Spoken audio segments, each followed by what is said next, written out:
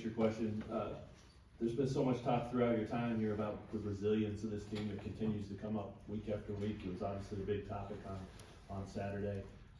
My question for you is, when did you first see that? And is that something that you coach? Is that a staple? Can you coach it? I'm just curious how that sort of develops and where you see it. You know, I think it's a lot of factors. Once it, you know, it's a staff mentality. I think it's an expectation of guys that hopefully you're seeing as you evaluate in recruiting.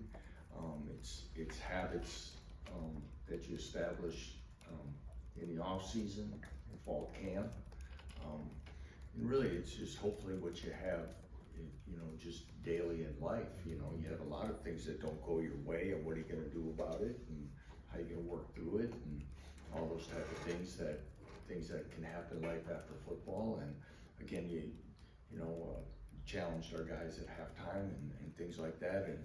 And again, it's great to see. You hope you don't get in yourself in those situations as much, but when it does occur, you're pleased to see that battle in them. Did you see it pretty quick? I mean, I know 21's a while ago now, but did you see it sort of take root pretty quick?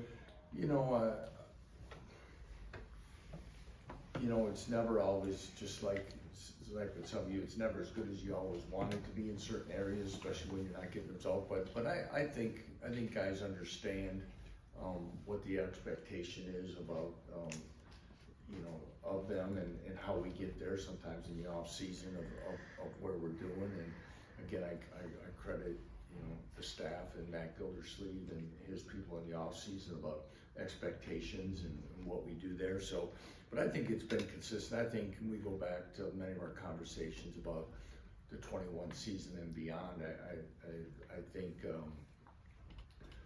the players that were here and continue to be here or pass that along as they're moving through understand that our staff will be consistent about those expectations and everything that they do while they're here. And once they see that, you're either going to buy in or it's probably not going to work, and not working for some is you're not going to play, and for others you may be that you're not going to last here. And it's not ever what we want, but that's the process that you have to go through.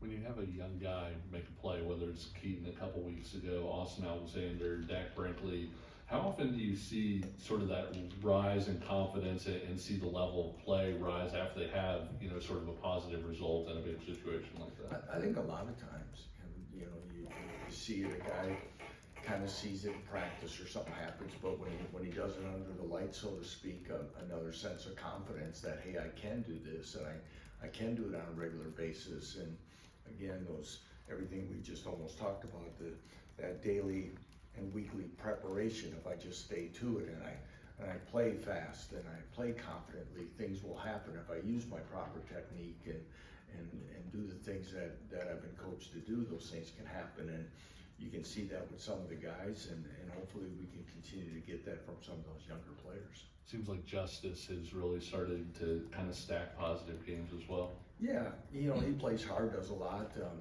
Coach McDonald and Coach Orr, consistent about continue to be consistent on what he's doing, but very workmanlike and trying to build more steady, consistent days with him.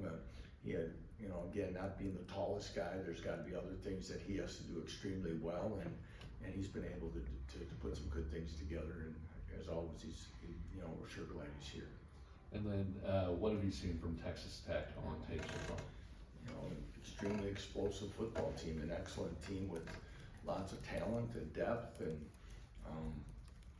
I don't know if I've ever seen a FBS football game that went to 8-minute quarters as they did against Arkansas Pine Bluff. So that just shows what they have.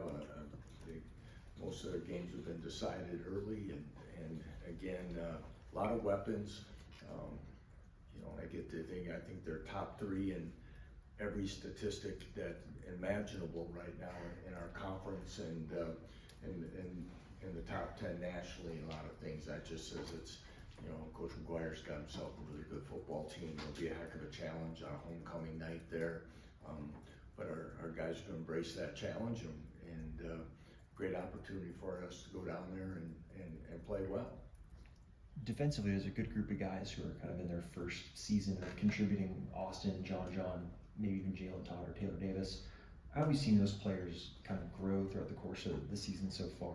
Yeah, kind of same thing, when you get more live, because there's only so much live that we do. We've talked about it in here many times. So, when you get that game day live feeling of things, it's for some of it is on the job training. I mean, you've got to get those conference snaps, those quality opponent snaps that you have in non-conference, all those things, and you learn. But to see them learn and grow and become more confident, and that's why we talk so much to our guys about whether it be weight room and diet and all the other things that help them kind of get through a long season like this, why it's so imperative for them to embrace those things. But all those guys are starting to show all the reasons why we're excited to have them in this program. Finn Lappin ranks really highly in a lot of the punting stats. Just how much of a weapon has he been, and how pleased have you been with him so far? He's been excellent, he missed the one game, but again, very consistent for what he's doing. He feels more and more comfortable here all the time, and again, he's been a valuable weapon. And obviously, as we say, we don't want to use him very much, but he's been productive when he's had to be out there. Halfway through the season now, just holistically, where do you feel like you guys are at, both offensively and defensively? Not as consistent as I'd like us to be.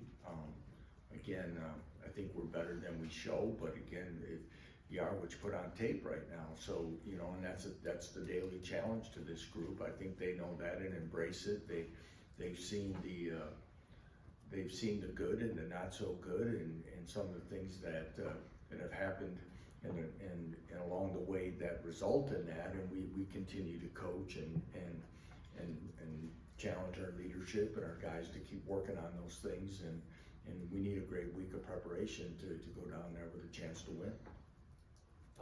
Lance, obviously, a quarterback like Jalen has had a pretty special season so far. What have you seen on tape from him, and is there any similarities between the two? Yeah, again, like most quarterbacks in this league, I said this to somebody, I don't know if I'm answering the question, so you can bring me back to it, but is when Jalen makes someone miss, it's because Jalen's really talented and can extend plays, is really talented. But when we're playing against somebody and their quarterback who's really talented and doesn't, we don't tackle very well and stuff, right? So, I mean, that's what you see when you have a superb quarterback in this league. He extends plays, he can do things with his legs. But what you can see with experienced quarterbacks, and he's one that, give him credit for who he is, not just because he's a coach's son, but he's an excellent quarterback that's gotten better along the way, battled through his share of injuries. But what happens is, with more snaps, just like the question about some of our younger players at the quarterback position especially, you start seeing everything, and there's only so many stunts and blitzes and coverages you're going to see, and then you just get better at recognizing things and what to do with the ball, and the game really slows down for them, and their offense is geared such a way that they get that ball snapped, and many times they catch you in things or in base things that make it difficult for you, but he's done an excellent job and is playing as good as anybody in this conference right now. Yeah, I think Leipold has continued to be perfect from field goal range this year, and obviously injury withstanding. How confident do you feel, when you're out there 50, 45, like how, to go out there and feel like, oh, you can make that kick? I didn't have all the distances, and I still don't, but the second field goal was at was a 40-yarder? Was that 41. 41, so that was the 24-yard line?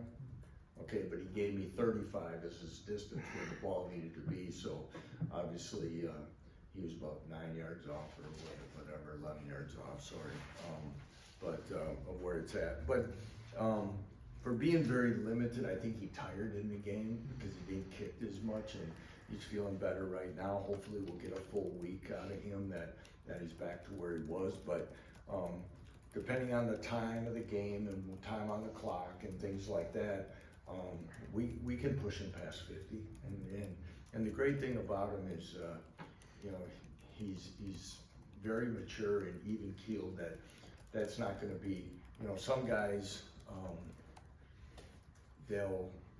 they know their range, and when you ask, and you're kinda ask them to stretch it, they kinda give you a little look, but he doesn't, he'll be like, yeah, that's, if, I know if I hit this thing right, I'm gonna make it, and I really admire what and again, his maturity and confidence and consistency have been a great addition to that specialty, the specialist room, but to this program as well.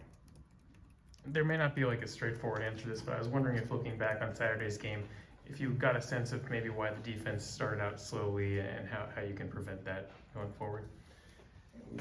Again, we still have way too many missed tackles, but there's some, I went up to DK at halftime. I said, what do we gotta do? And he goes, we gotta execute better what we're running. He says, we're losing gaps, we're losing leverage, not setting edges, all the things we said we do them better, and then all of a sudden we started doing them better. It wasn't like we went in and put in a new defense at halftime. And so the answer is we gotta execute and as we say, trust our training a little bit better early in the game and communicate better, all the little things there. But if we can't start this Saturday like that against a team like this for sure, and barely finding a way to beat a good UCF team. Winning's tough enough. Winning on the road's even harder. Winning against top 10 team will be even more difficult. So we've got to be able to start better. So all those things are there that I think it goes into some of the things that we kind of talked about with younger players. Henry is, again, being confident enough to trust what's going to happen, doing your job with confidence and understanding. But I know they're willing, and I know, again, we've shown flashes of being a solid defense, and then there's times where it has been concerning, and it's the same thing on the other side of the ball. There's times where we're pretty explosive, and there's times that we haven't been as good as we needed to be. And then I wanted to ask, what kind of challenge will Texas Tech's defensive line present in particular? Well, there'll be I think they're top in like tackles for losses, sacks, and everything. So again, explosive, good front, very athletic. Bailey kid from Stanford has been everything they wanted him to be when they got him out of the portal late. So very disruptive, and again, it's as good as front as we've seen. I know we played a good Missouri team and that, but this is an excellent defense all across the board, and it'll be a big challenge. And again, trying to stay normal down in distance and being balanced is very key for us in what we're doing. And it's a win like that builds confidence. I'm curious if it's different when you do it on the road coming from behind, and if that plane trip coming back is just different, maybe a style of confidence with it. It's a different feeling. I guess obviously body language and morale's a lot better, obviously, and it sometimes can build you some extra confidence as much as coming from behind at home would be. Thank goodness that we did pull that out, because getting back at 5 in the morning and bouncing back with another road game and kind of that, it's always challenging, but it's been even probably more challenging. Walking in the room today with them, but it's good. Everyone is still, who's not on the trip, is part of the wins. That's the other part I always feel when you do win a road game. You don't want to neglect the ones who didn't make the trip as well. So we try to do that. But a night game on the road, that's a nice atmosphere they have there in a game day atmosphere at UCF. It's credit to them, and for us to be able to pull that out, I'm really proud. You got a package that Isaiah Marshall's coming in on. Has he shown something in practice that you like? Yeah, we used him and Cole, and again, that's something that we'll continue to build upon. I'd imagine that's part of that is take some of the quarterback runs off Jalen, which is probably pretty obvious to everyone. But again, he has done a nice job. He hasn't hesitated, and he's made productive plays for us. The last third down play inside the 5 that we ran as we're trying to run the clock out was the exact same play that we ran with Isaiah, and unfortunately Kobe missed the kick out, otherwise we got a first down. So it's a play that's in, it's just sometimes we're gonna use, one of the other guys. And I think it's been well documented that, Texas Tech, revenue share and NIL was probably top of the conference, and you talk about how talented they are. How much does that factor in? Well, again, they've utilized their resources immensely. They've made a commitment. They're not shy about talking about it and what they've been able to do. And you can look at the two deep, and you can see that they've gone everywhere and anywhere to get players, and that's a credit to them. And it's the gaps that are still there in this. This new model we're working under, and obviously I think it's probably well known that they're well top of the league probably, and then there's the rest of us. You mentioned the time you guys got back. How does a late night like that impact a Sunday, Monday, and then having to travel far on the road on the back end? How does that change the dynamic? Well, we reduced some of the stuff we did today, tried to get them back a little bit. We didn't practice quite as long, or modified some of the things that we normally do. Staff-wise, again, the one thing you can't do on flights and stuff, obviously, you can get the film watched on the way home and get some of that. Obviously, guys didn't come in quite as early, but as I told our staff, you're not as productive if you have some type of rest. And again, if you're working on fumes all week, you won't be at your best coaching, you won't be at your best preparing. So you worry about it, but at least staff-wise, if you start there first, there's some things that with a night game, you have a chance, to work a little bit ahead. Some of our analysts and things can get some work done that would normally be done on Sunday. You can get some other ways to chip in. Hopefully guys got decent amount of sleep. Playing 7:30 versus even 6:30. We started our day a little bit later, but most of us are in our routines. But you hope not. It's tough. I think we talked about this last year about kickoff times, time zone changes, how far, when, but we're all up against it. So in this one, we played a majority of night games this year. We're in the same time zone, so we got to be ready, and I'm sure they'll be excited for kickoff. With Deshaun and Daniel, are those two guys that injury-wise you feel like they'll be able to come back this year? Daniel, we're hoping. Since I probably got to let you know sometime or other, Deshaun had surgery last week and he'll be lost for the year. You probably knew that already, but you just wanted to ask me. But Deshaun will be unfortunately, his season has ended. The quality young man, feel for him, everything that he sacrificed to get himself back to play, and but Daniel will be, we'll wait and see when he'll be able to return, but we anticipate it. More, Jordan. Yeah, Lance, you talked about different aspects of the Tech program. I'm just wondering if 5-0 and 2-0 in the Big 12 is where you thought Tech would be when you faced them this season. Yeah, probably. I don't know if I went into the prediction area of every one of where it's at. Obviously, they won a big game out in Salt Lake City, but probably through everything. It's not. I don't know if I had a preconceived thought, but it's not surprising at all that that's where they're at, and again, based on what everyone thought their roster and expectations would be. So. All right. Thanks, everyone.